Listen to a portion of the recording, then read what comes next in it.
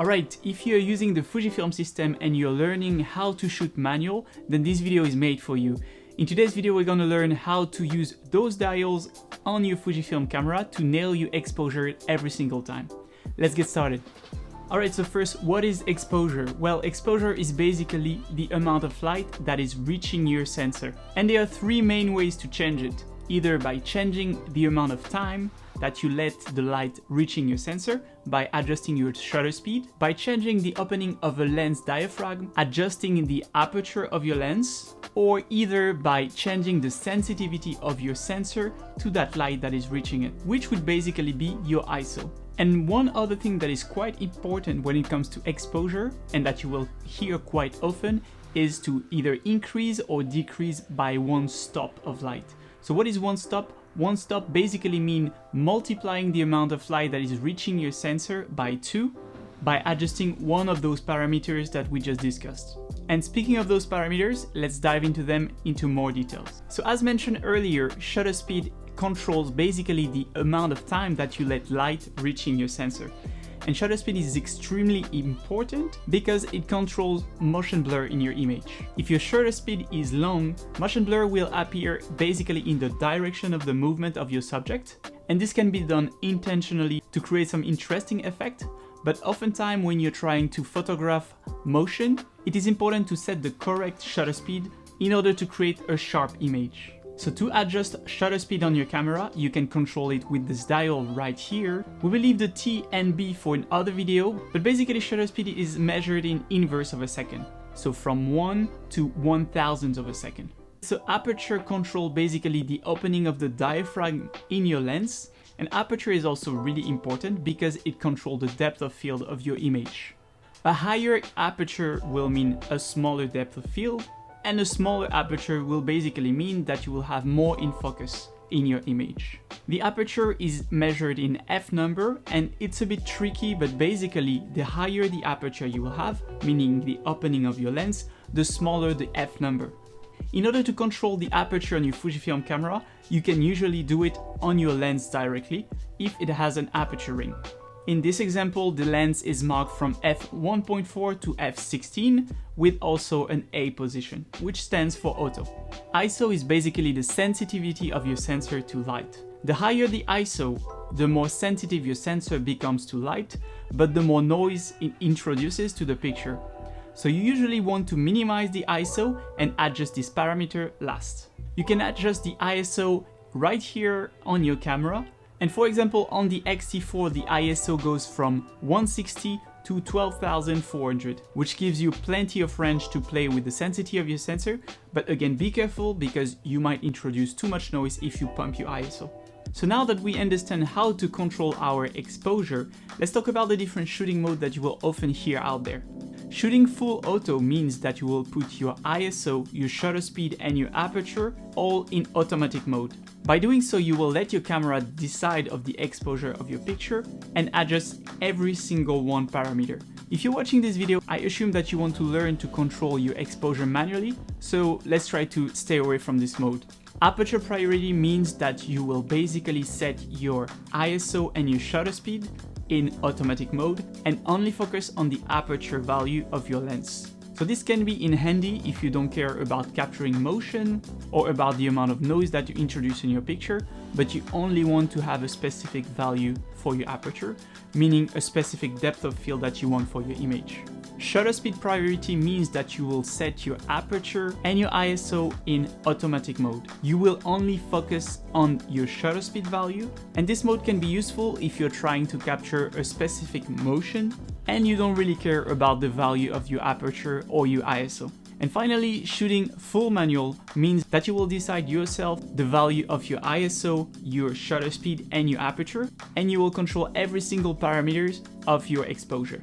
Alright, so let me know in the comment if you have any questions so far, and if you enjoyed the video, make sure to leave a like and subscribe to the channel for more. Now that we understand the exposure and the shooting mode, let's talk about the tools that Fujifilm gives us to nail the exposure. So the first tool that you have on your screen to nail your exposure is the exposure meter indicator.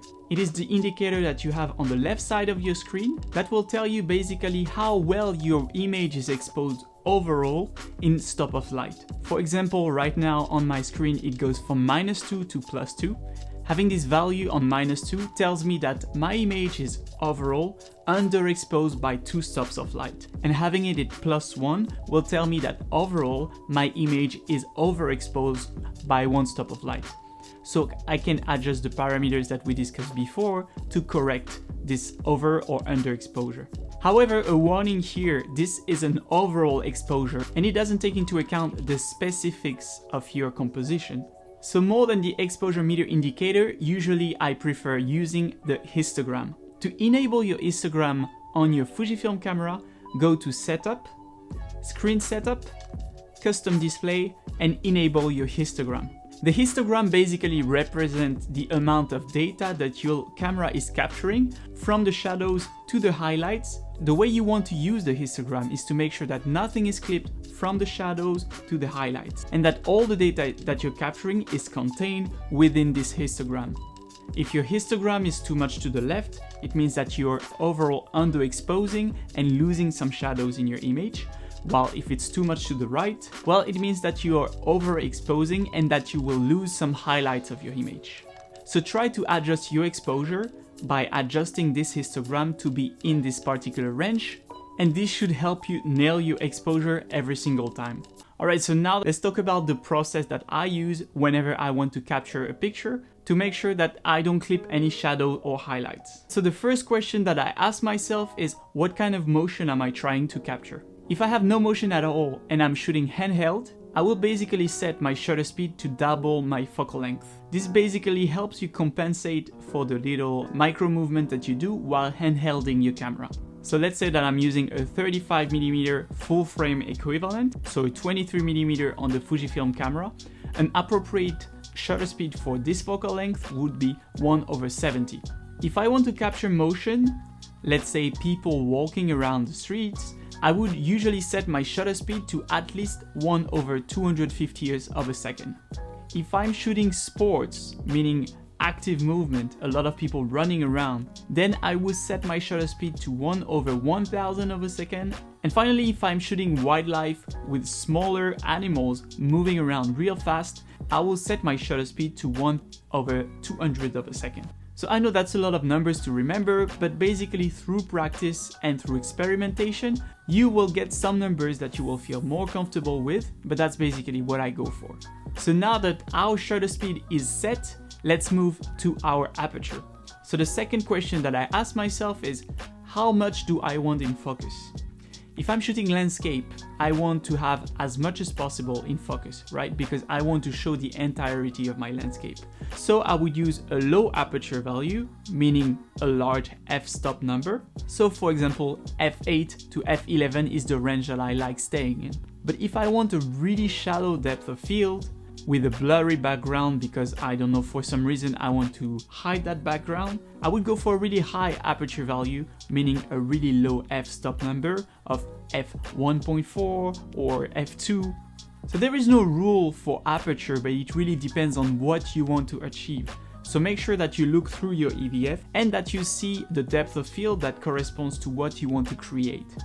Once you have that nailed down, let's move to our next step. So finally, using the histogram that I mentioned earlier, I will adjust my ISO to make sure that I do not have any information clipped, whether it's in a shadow or in the highlights of my histogram. However, if I do not care about moving around my shutter speed or my aperture to perfect that exposure, I will usually avoid touching my ISO and leave it at 160, which is the minimum value on my camera.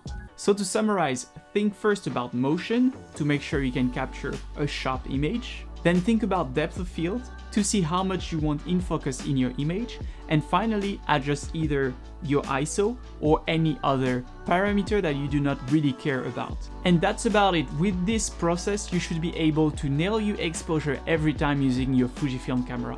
So let me know in the comment if you have any questions. I'm releasing this kind of content every week about Fujifilm gear, about photography and videography. So if you want to know more, make sure to leave a like and subscribe to the channel.